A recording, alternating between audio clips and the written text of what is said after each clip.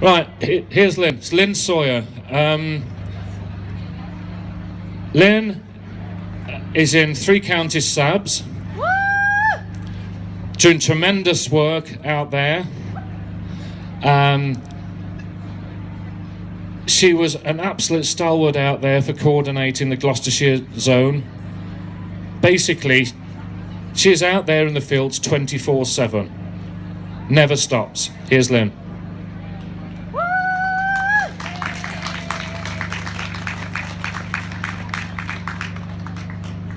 Hi, thanks Nigel, it's really sweet of you to say so. So, a lot of people here today who are also out there 24/7 saving wildlife, taking wildlife to brilliant units like Vale Wildlife Rescue. Loads of people doing loads of stuff, and it's growing year on year on year, and it's fantastic. However, as we all know, the badger cull is being rolled out now. I think Drew said earlier, what we need people in the fields across all of the zones where the badger cull is being rolled out to.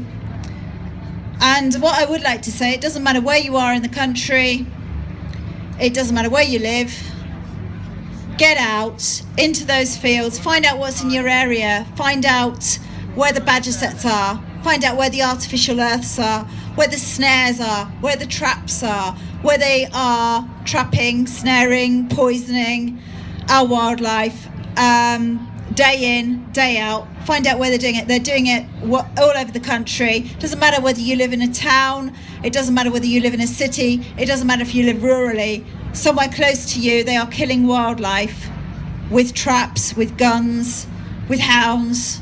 They are out there, they're doing it legally and illegally. When they're doing it illegally, your friend is a camera, and there needs to be cameras here, there and everywhere, catching illegal coursers, illegal fox hunting, badger baiters. We've got a veritable army of people now, and what we need to do is you don't have to get on with everybody. We don't have to be friends with everybody, but one thing we do have to do is crack on with doing good work. You can do it as an individual. You can go out there day in, day out, look around your area and find these traps. Find out where they're killing badgers, find out where they're killing foxes, find out where they're killing birds of prey. Just get out there with a camera and just do it yourself. Communicate with other people, form a huge group, form a local group. It's all there. No, you don't have to ask anyone's permission to get out there and save wildlife. You don't have to join anyone else to save wildlife. And I've got my experiences. There are loads of people here who have various experiences of saving wildlife and helping wildlife.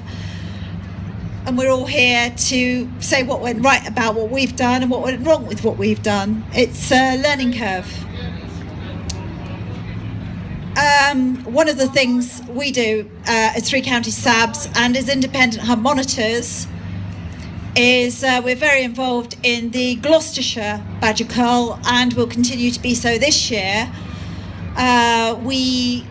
Some of our members were responsible for running Gloucestershire Badger Office, and we do have a store here, Gloucestershire Badger Office over there in the corner. There's some leaflets with a phone number on, which is it's an all year number. It's 24 hours a day, and it's for the Gloucestershire Badger Cull Zone. And we need people out there in the cull zone. We need people out now. We need people out looking at sets we know about. There'll always be sets we don't know about, so surveying, the more people on the ground, the better. And within the cull zone, we also SAB. We also SAB across all 3 counties, what I call 3 county SABs. So we SAB in Gloucestershire, Herefordshire and Worcestershire. So a huge part of what we do is within all 3 cull zones. So we are out there surveying a lot. We are out there looking at badger sets for other reasons than the cull. We are finding that badger sets are being used by hunts. Well, not used by hunts, but fact being blocked by hunts because foxes escape down badger setts when they're running away from the foxhounds. So some of the setts we keep an eye on and know very well are in the autumn. The badgers from those setts are shot at and they're trapped. And as soon as the cull finishes, the terrier men and the hunt staff move in and they are blocking those setts. I read recently about a badger that was found in the mid-90s, half in and half out of a blocked set. The badger had tried to get out of the set and had only got out a short way. And because of the heavy rain, the badger had actually got stuck half in and half out of the set and was there for several days with a ruptured spleen, and eventually had to be put to sleep. Was rescued by the badger people out checking sets, hence the importance of checking sets, and had actually died because of the set blocking. So it is something to bear in mind that when the culls finishes, the set blockers move in. They don't want to get caught, it's illegal. We've been going out early in the mornings and we've managed to stop them blocking sets by our presence, and we've actually caught a couple of them, but we're estimating that for every set we find blocked, there's probably 4 more out there, and that's only the hunts we're doing. Not every hunt does it, but a lot of them are doing it. They're out there blocking sets. Hence the importance of working locally and knowing what's in your area and just getting out there and finding these things. We're going to obviously continue doing that in our area, and urge other people to do the same. There are counties that aren't in cull zones as yet. There are 2 counties who have the people in those counties have actually surveyed the entire county. They've actually gone round as a group, and they have found I won't say they found every badger set because I don't think that's doable, but they have found an awful lot of sets and they have covered the entire counties, and that is an astonishing achievement. And I would say that, say you live in Yorkshire or something, get a group together, coordinate with other groups, and let's find out where these sets are. Let's find out where all these wildlife crimes are taking place, and find out how best we can protect wildlife.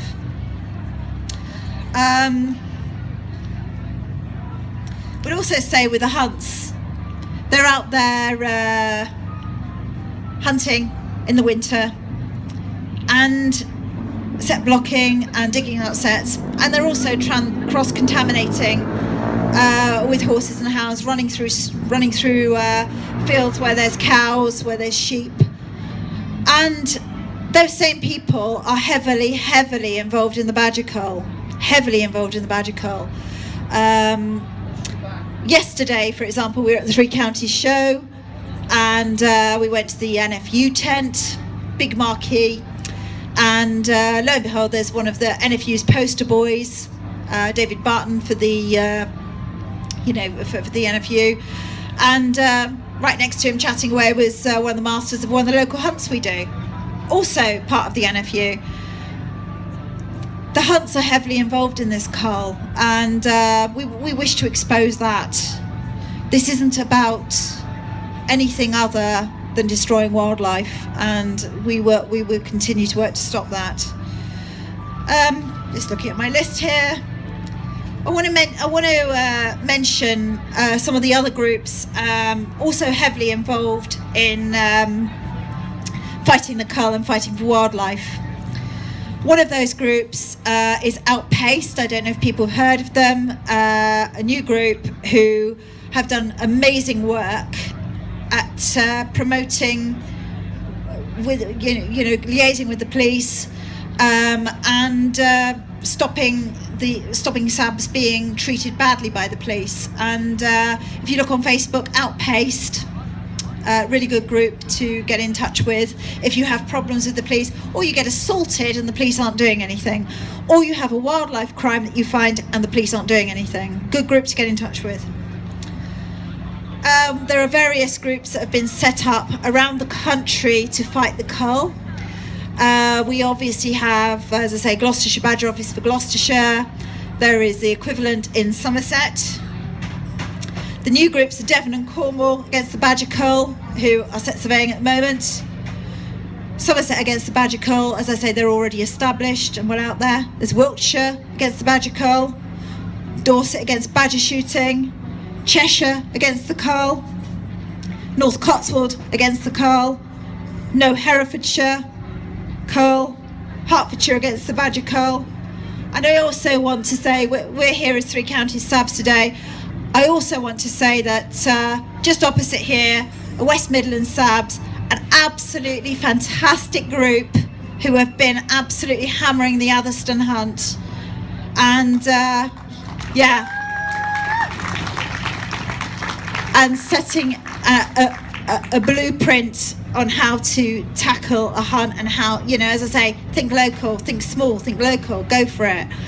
And they're here. Also, North Shropshire SABs are here today as well. So, it's great that we can all get here at this brilliant festival organised by West Midlands Badger Group, who have done a fantastic job at laying this on today and allowing me to speak.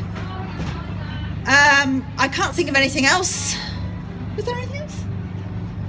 Probably hours we could talk about everything, but I think... I don't want to bore everyone silly. Yeah, you do. But the main thing is, I do want to add something as well. I've talked a lot about being in the field we need everyone in the field, etc. Yeah, some people can't get in the field for various reasons. It could be work. It could be that you're a nurse and you work 24/7 and, you're on call a lot. It could be that you're a carer for an elderly relative, or that you're a young mum with 5 kids who lives in Newcastle, way away from any coal zone. It doesn't stop you from being involved or being part of this community. It doesn't stop you at all.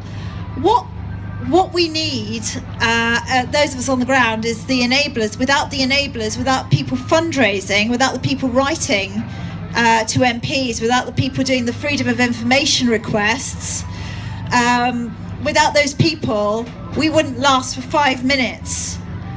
And what I would say to anyone is, do get involved. Do get involved locally. It might be you don't have any time to offer. It might be that you don't have any money to offer, but there is always something anyone can do. You can, as I say, freedom of information requests have led to an astonishing amount of revelations that have helped us in the field. It's all intel. It's all valuable. People send a £5. That goes straight into somebody's fuel tank to get them to the coal zone. It's all important, and together we can defeat this. And everybody is as important as anyone else. We have no leaders. That's it.